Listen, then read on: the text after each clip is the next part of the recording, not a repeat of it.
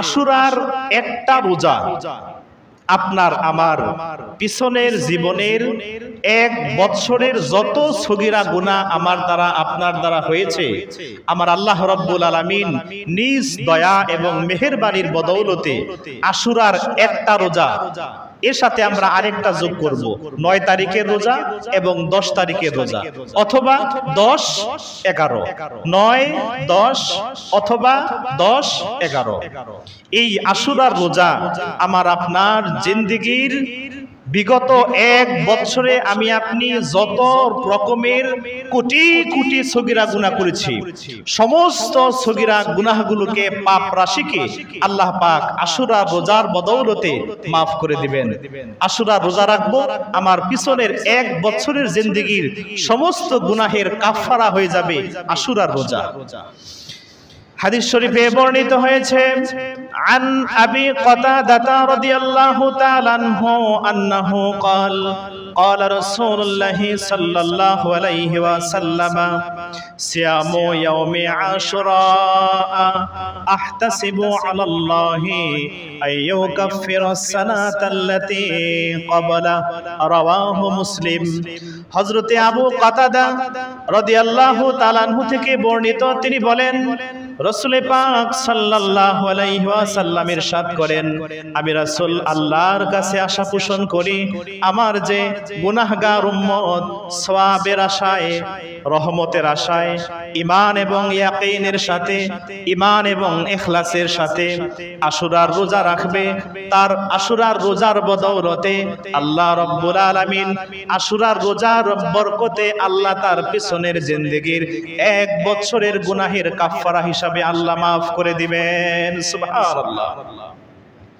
তাহলে আমরা আশুরার রোজা একটি নয়, 2টা রাখবো। আশুরা মানে 10 তারিখেরটা রাখবো, আর রাখবো 9 তারিখ, অর্থাৎ মুহররমের 8 তারিখ দিবাগত রাত্রিতে সাহরি খাবো। 9 তারিখ হবে প্রথম রোজা, আর 9 তারিখ দিবাগত রাত্রিতে সাহরি খাবো। 10 তারিখ আশুরা রোজা হবে দ্বিতীয় রোজা। এটা গেল একটা। আর আপনি যদি বলেন যে না, আমি 10 তারিখ দিয়ে শুরু করব, তাহলে 9 তারিখ দিবাগত রাত্রিতে রোজা রাখবেন, 10 তারিখ হবে প্রথম রোজা, 10 তারিখ দিবাগত রাত্রিতে সাহরি খাবেন, 11 তারিখ হবে দ্বিতীয় রোজা। 2 পদ্ধতির যে কোনো একটা আপনি অবলম্বন করতে পারেন। সম্মানিত হাজিরিন, আর সরাসরি তিরমিজি শরীফের মধ্যে হযরত ইবনে আব্বাস রাদিয়াল্লাহু আনহু থেকে যে নির্দেশনাটা আসছে সেটি আপনাদেরকে শোনাচ্ছি যে কোনটা ভালো, 9, 10 নাকি 10, 11। আন আব্দুল্লাহ ইবনে আব্বাস রাদিয়াল্লাহু তাআলা আনহু قال صوموا التاسع والعاشر وخالفوا فيه اليهود, رواه الترمذي। আব্দুল্লাহ ইবনে আব্বাস রাদিয়াল্লাহু আনহু তিনি বলেন, তোমরা আশুরার 9 তারিখ, আশুরার 10 তারিখ রোজা রাখো, ইহুদিদের বিরোধিতা করো। সুবহানাল্লাহ। ইহুদিরা, খ্রিস্টানরা আশুরাতে একটা রোজা রাখে, আর তোমরা আশুরাতে 2টা রোজা রেখে ইহুদি এবং খ্রিস্টানদের বিরোধিতা করে রাসূল পাকের সুন্নতের ইত্তেবা করো। আল্লাহ পাক আমাদেরকে আশুরার বরকতময় রোজাগুলো রাখার তৌফিক দিক। সবাই বলুন আমিন। হোক না এটা নফল রোজা, এটা হুকুমগত দিক থেকে নফল, কিন্তু এই আমলটার মর্যাদা এত বেশি, হাসরের ময়দানে আল্লাহ বান্দাদের প্রতি এতটাই রহমতের দৃষ্টি দেবেন যে বান্দার যখন ফরজ আমল আর কুলাচ্ছে না, বান্দা নিশ্চিত জাহান্নামে চলে যাবে, এরকম চরম মুহূর্তে আল্লাহ রাব্বুল আলামিনের দয়ার সাগর উথলিয়ে উঠবে। আল্লাহ ফেরেশতাদেরকে বলবেন, ফেরেশতারা দেখো তো আমার এই বান্দার আমল নামায় কোনো নফল আমল আছে কিনা। ফেরেশতারা বলবেন যে আল্লাহ, আপনার বান্দার আমল নামায় ফরজের আমল দিয়ে সে আর নিজেকে জাহান্নাম থেকে নিষ্কৃতি দিতে পারছে না। আল্লাহ ওই সময় বলবেন, দেখো তার নফল আছে কিনা। ফেরেশতারা বলবেন যে আল্লাহ এর নফল আছে। আল্লাহ বলবেন, এই নফলটাকে, আমার বান্দার নফল আমল ফরজের ঘাটতি দিয়ে পূর্ণ করে দাও। সুবহানাল্লাহ। তার ফরজ আমলে যে ঘাটতি আছে, এই ঘাটতিটা বান্দার নফল দান, সদকা, রোজা, নফল নামাজ দিয়ে ফরজের ঘাটতিটা পূরণ করো নফল আমল দিয়ে। সুবহানাল্লাহ।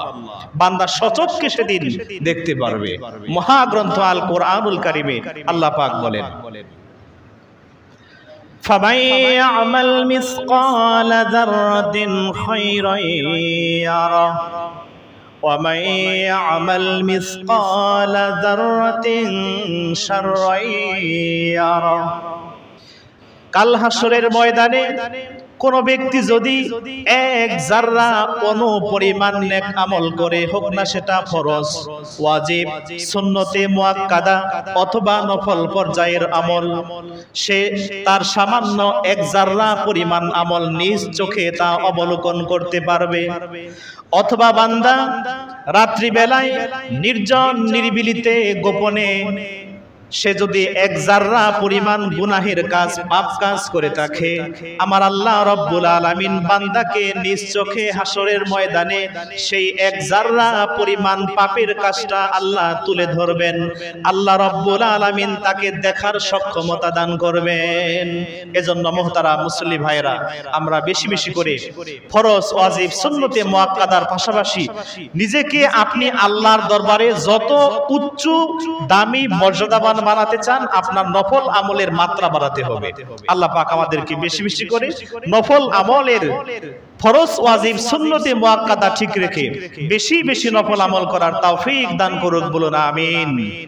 একটু রাসূলে পাকের শানে মহব্বতের সাথে জোরে সোরে ভালোবাসা নিয়ে মদিনার রওজা শরীফের দিকে খেয়াল করে একটু দরুদ শরীফ সাল্লাল্লাহু আলা মুহাম্মাদ সাল্লাল্লাহু আলাইহি ওয়াসাল্লাম, সাল্লাল্লাহু আলা মুহাম্মাদ সাল্লাল্লাহু আলাইহি ওয়াসাল্লাম। সাআতি শাজারু নাতাকাল হাজারু শুক্কাল কমারু বিইশারাতিহি সাল্লাল্লাহু আলা মুহাম্মাদ সাল্লাল্লাহু আলাইহি সাল্লাল্লাহু আলা মুহাম্মাদ সাল্লাল্লাহু আলাইহি ওয়াসাল্লাম।